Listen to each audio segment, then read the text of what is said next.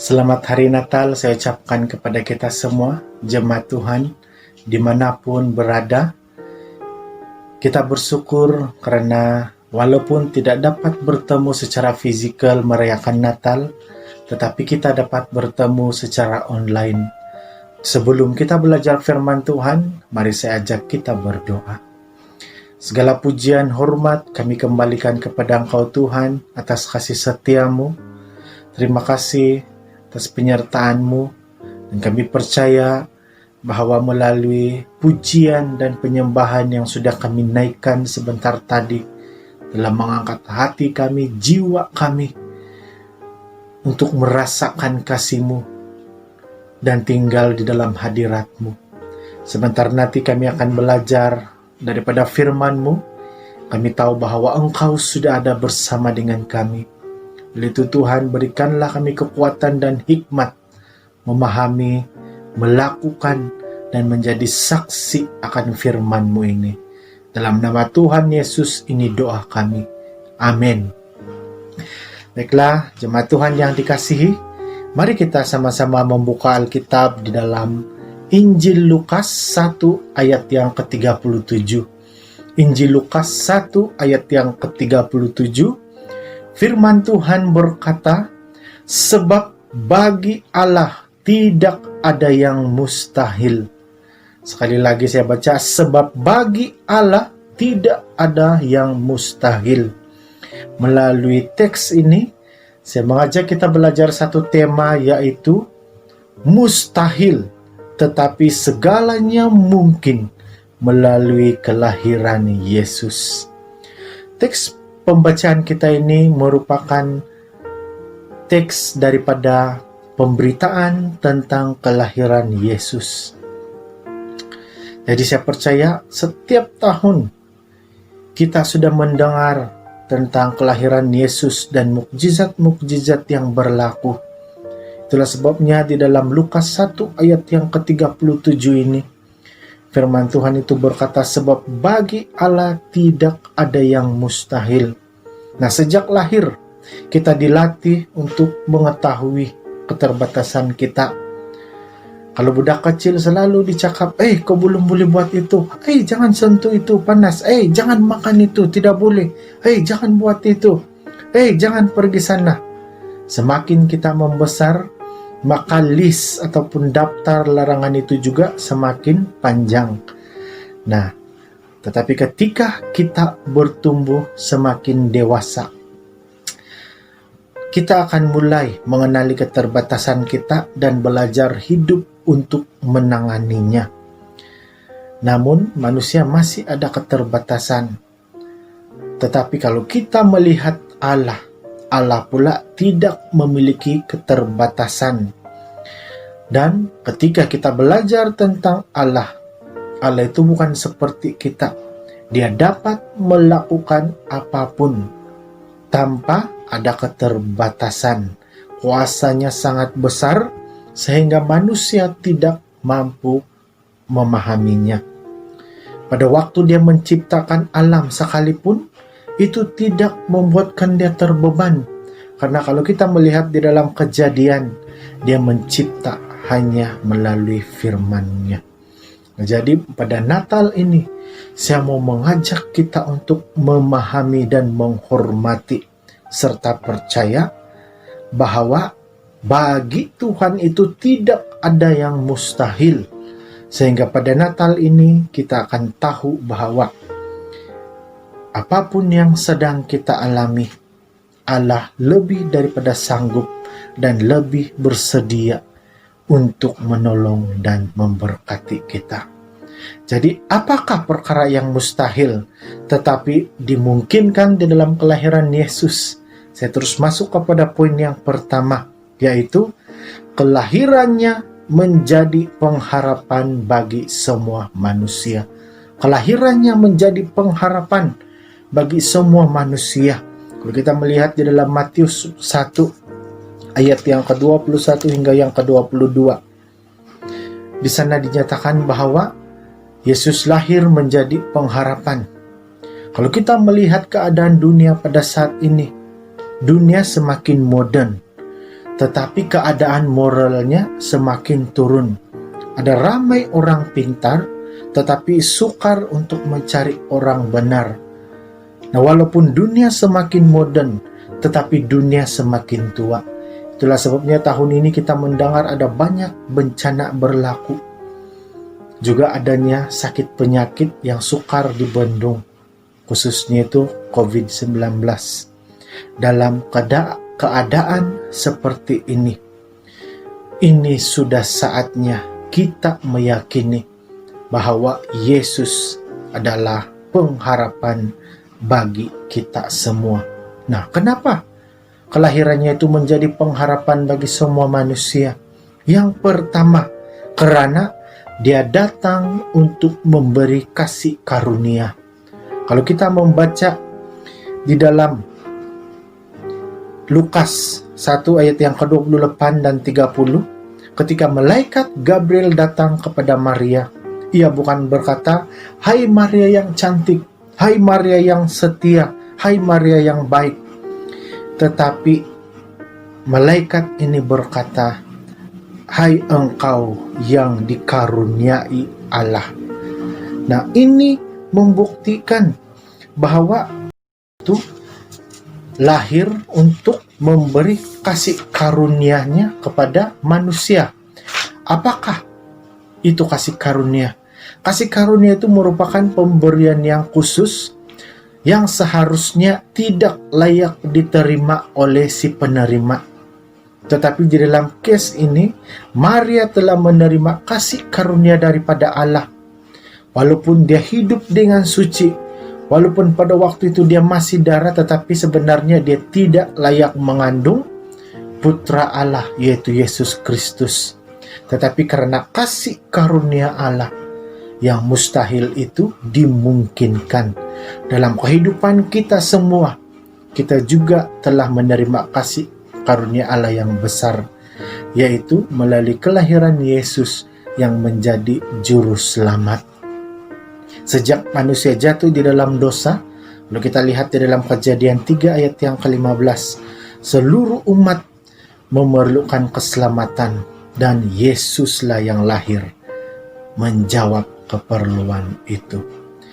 Maria telah menerima kasih karunia yang besar di dalam Natal pertama, dan seluruh umat manusia juga menerima kasih karunia itu. Jadi Natal ini mengingatkan kepada kita bahwa kita telah menerima kasih karunia yang besar. Dan yang kedua, kenapa dia menjadi pengharapan? Karena dia lahir dengan mukjizat. Ada 2 mukjizat yang ditulis di dalam Lukas, yaitu yang pertama, proses pembuahan janin Yesus di dalam perut ibunya, yaitu Maria, terjadi tanpa ada campur tangan seorang lelaki. Nah, ini melawan pikiran logik manusia. Mana mungkin boleh tiba-tiba mengandung tanpa ada persetubuhan di antara laki dan perempuan. Tetapi itulah yang terjadi waktu itu. Perkara mustahil dimungkinkan di dalam kelahiran Yesus. Yang kedua, mukjizat yang terjadi pada waktu itu adalah Elizabeth. Mereka sudah lama menanti cahaya mata, tetapi pada waktu itu, walaupun dia sudah tua dan sudah dikatakan secara manusia dia tidak boleh mengandung, tetapi dia mengandung. Hal inilah yang boleh membuatkan kita harus percaya bahwa segala yang tidak mungkin dimungkinkan melalui kelahiran Yesus. Bagaimana dengan kita? Kalau sampai pada saat ini ada hal-hal yang mustahil tidak boleh diselesaikan di dalam hidup kita. Mungkin itu sakit penyakit, kita memerlukan kesembuhan. Mungkin itu kelemahan tubuh badan. Mungkin itu adalah gangguan roh-roh kegelapan. Mungkin itu adalah keluarga kita yang tidak mau berubah walaupun kita sudah berdoa. Marilah letakkan pengharapan kita di dalam Yesus, sebab bagi Dia tidak ada yang mustahil. Poin yang kedua, Kelahiran Yesus membuktikan bahwa Dia sangat pedulikan kita. Apa yang sulit atau sukar ditemui saat ini? Seperti segala sesuatu itu mudah. Kalau mau beli barang di luar negara, di Jepun, di Cina, tidak perlu kita susah-susah terbang pergi sana. Cukup setakat kita klik di telepon, lalu transfer, bayar dengan account bank, maka beberapa hari kemudian barang itu akan sampai kepada kita. Namun di dalam zaman yang penuh dengan kemajuan ini, kesibukan itu menuntut sehingga manusia seringkali lupa untuk pedulikan sekelilingnya. Nah, saat kelahiran Yesus juga, penjaga rumah tumpangan itu terlalu sibuk karena pada waktu itu ada amaran ataupun ada pemberitahuan meminta semua orang harus kembali ke tempat kelahiran untuk melakukan pendaftaran. Mungkin karena kesibukan melayan tetamu dan pelanggan, dia lupa pedulikan keadaan Maria yang sedang syarat mengandung dan perlukan tempat yang selesa. Nah, begitu juga dengan kita. Persiapan dan kesibukan Natal sebelum ini membuatkan seringkali kita tidak peduli akan sekeliling kita. Kadangkala bertengkar berebut barang karena persiapan Natal. Tetapi yang seharusnya kita ingat, peristiwa Natal ini sebenarnya menyatakan bahwa betapa besarnya perhatian Allah bagi dunia ini. Kalau kita membaca di dalam Lukas 2 ayat 1 hingga 11, bahagian ini menyatakan kepedulian Allah bagi manusia. Karena Natal ini merupakan bukti Allah sangat memperdulikan manusia. Yang pertama yang dia pedulikan ini adalah orang yang dipinggirkan. Hal yang unik di dalam kelahiran Yesus ini adalah walaupun dia adalah raja di atas segala raja, tetapi berita kelahiran Yesus yang disampaikan oleh malaikat-malaikat itu ditujukan khas kepada para gembala yang tinggal di padang, bukan kepada Herodes sebagai seorang raja, bukan kepada para pembesar yang lain, bukan kepada orang-orang yang ternama pada waktu itu, tetapi hanya kepada gembala, yaitu orang-orang yang sederhana, bahkan dianggap sebagai kelompok masyarakat yang terhilang. Di satu sisi, dia dianggap sebagai masyarakat rendah, dan kebiasaannya mereka ini menternak atau menggembala di padang yang jauh dari penduduk, sehingga mereka hampir dilupakan dan tidak dipedulikan. Tetapi kelahiran Yesus itu menunjukkan kepedulian kepada orang-orang yang rendah, miskin, dan dikucilkan. Jadi kalau benar kita pun pengikut Kristus, sudahkah kita juga memperdulikan kelompok orang-orang seperti ini? Saya percaya kita selalu melakukannya. Yang kedua, yang dipedulikan oleh Tuhan, oleh Yesus di dalam kelahirannya adalah seluruh dunia. Lukas 2 ayat 10 hingga 11, kabar gembira untuk semua orang. Di dalam Alkitab sebelum kelahiran Yesus, manusia harus menurut atau mengikut hukum dan juga harus menjalankan Taurat dengan tertib. Tanpa kesempurnaan dalam menjalankan Taurat dan hukum, tidak mungkin mereka mendapatkan keselamatan. Tetapi mustahil untuk manusia dapat berhasil, karena setiap hari kita berhadapan dengan dosa. Tetapi satu mukjizat, perkara yang mustahil, terjadi sewaktu kelahiran Yesus. Hal yang membebankan itu dihapuskan, karena sewaktu kelahiran Yesus, hukum itu ditiadakan dan Yesus menjadi penebus setiap manusia daripada dosa. Itulah sebabnya malaikat berkata, kabar yang sangat menggembirakan untuk semua orang. Ini merupakan kepedulian Allah terhadap masyarakat yang tidak berdaya, karena seharusnya kita sudah berada di bawah hukum maut. Nah, saya umpamakan hidup kita seperti ini. Sewaktu penciptaan manusia pertama, Adam dan Hawa, manusia dicipta seturut dan segambar Allah, pasti kudus dan suci, tanpa ada apa-apa pengaruh dosa. Namun setelah itu, manusia jatuh ke dalam dosa, mulai kotor. Manusia mulai kotor. Setelah itu, sampai pada saat ini, hidup manusia dipenuhi dengan dosa. Setiap hari berdosa. Mungkin kita merasa hina karena dosa. Kita tidak layak, ada yang tinggi hati, ada yang ego, ada yang sombong, ada yang membenci, berdendam, dan sebagainya. Sehingga hidup manusia itu kelihatannya sangat kotor seperti air ini. Namun kelahiran Yesus adalah anugerah yang besar bagi setiap kita. Walaupun hidup kita hina dan seharusnya tidak layak mendapatkan kasih karunia, tetapi karena Allah pedulikan ciptaan yang Dia kasihi, Dia rela memberikan Yesus untuk memperdulikan hidup kita. Walaupun masih banyak tentangan, masalah, sakit penyakit, tetapi di dalam firman Tuhan berkata, Dia Immanuel, Allah yang menyertai kita.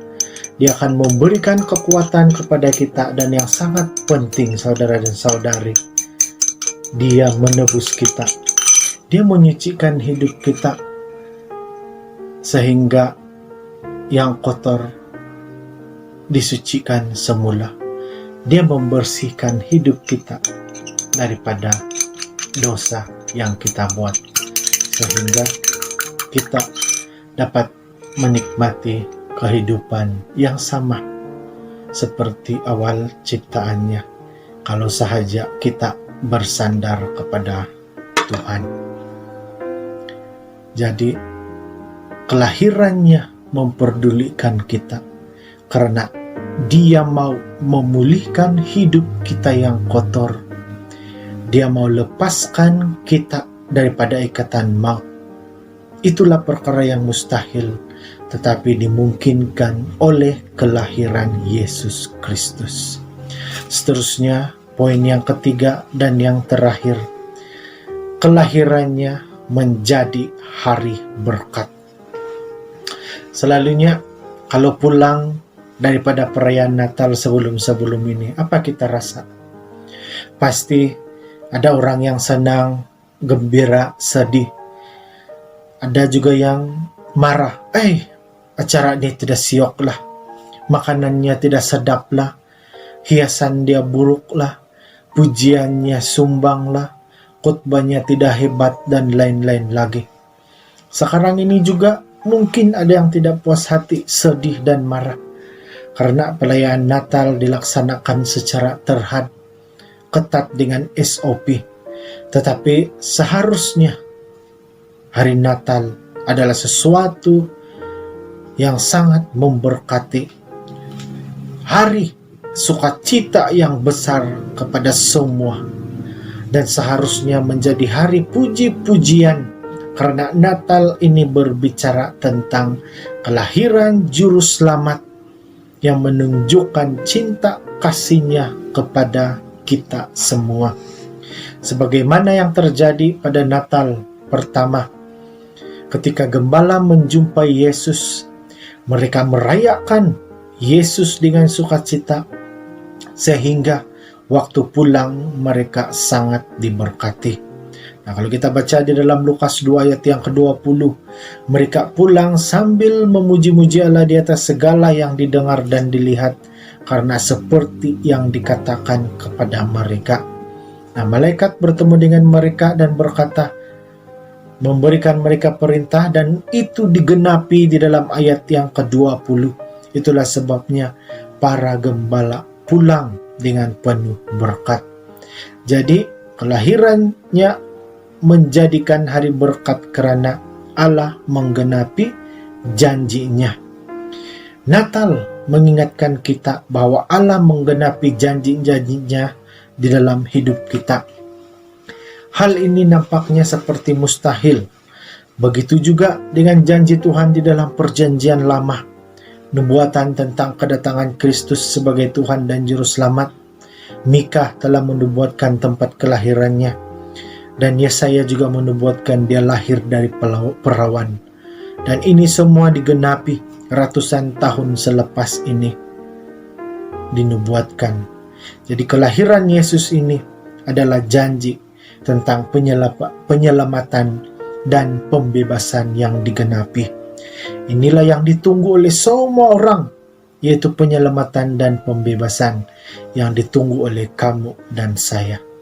Jadi bagaimana saudara dan saudari?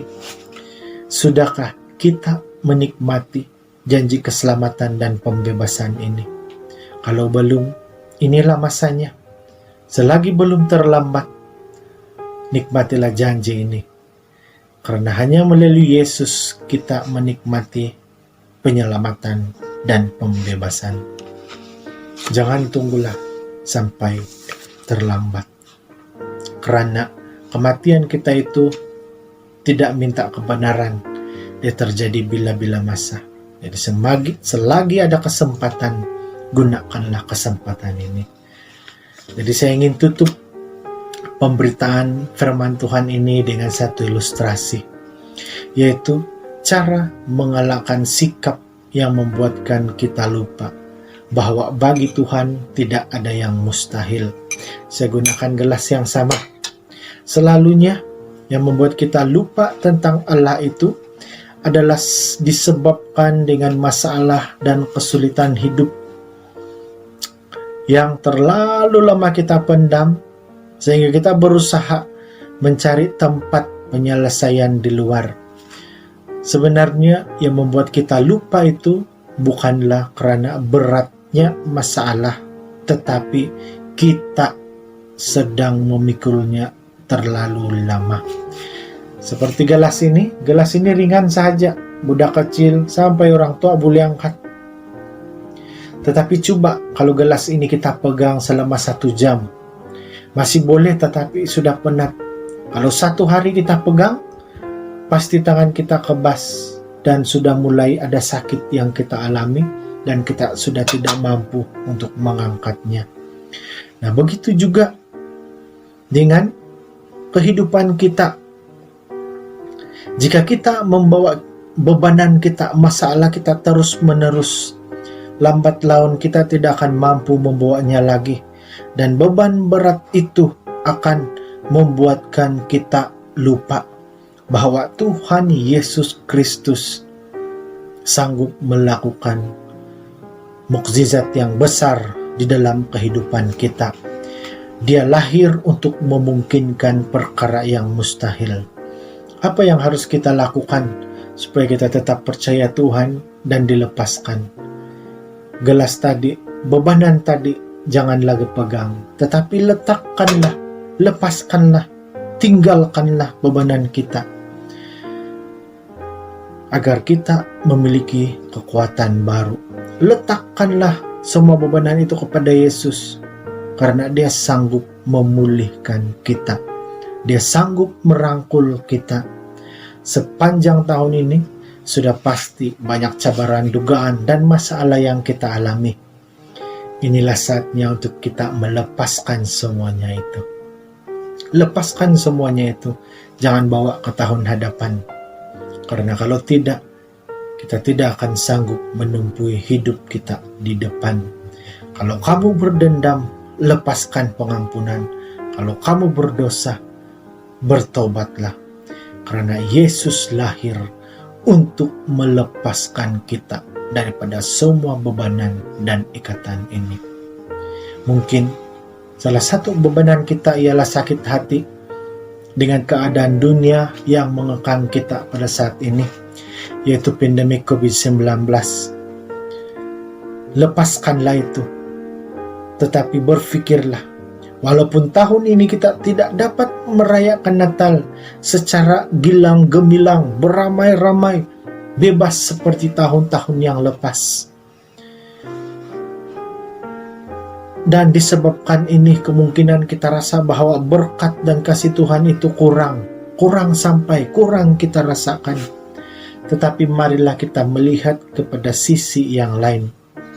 Tahun ini sebenarnya kesempatan kita untuk menikmati suasana Natal yang pertama, di mana hanya dirayakan dalam kelompok yang kecil oleh keluarga Yusuf, dan benar-benar dapat merasakan pengharapan, kepedulian, dan sukacita yang besar. Oleh itu, rayakanlah Natal tahun ini bersama dengan keluarga, dan nikmatilah sesungguhnya makna Natal ini. Inilah kesempatan melahirkan Yesus di dalam hati kita, melahirkan Yesus di dalam hati keluarga kamu yang masih hilang, yang masih jauh, yang masih tersisih, dan yang masih keras. Karena selama ini mungkin kita hanya sibuk dengan aktiviti dan persiapan Natal yang besar-besar, sehingga kita lupa memperdulikan keluarga kita. Jadi biarlah Natal tahun ini memberi makna yang besar, dikala hanya perayaan yang kecil dapat kita lakukan. Kiranya firman ini memberkati kita dan menguatkan kita. Mari kita berdoa. Terima kasih Bapa untuk kesempatan kami sudah belajar firman-Mu. Hamba-Mu yang menyampaikan terbatas dengan hikmat dan kata-kata, tetapi percaya bahwa Tuhan akan bekerja di dalam hati kami, sehingga kami dapat terus memahami dan dapat melakukan, sehingga kami juga dapat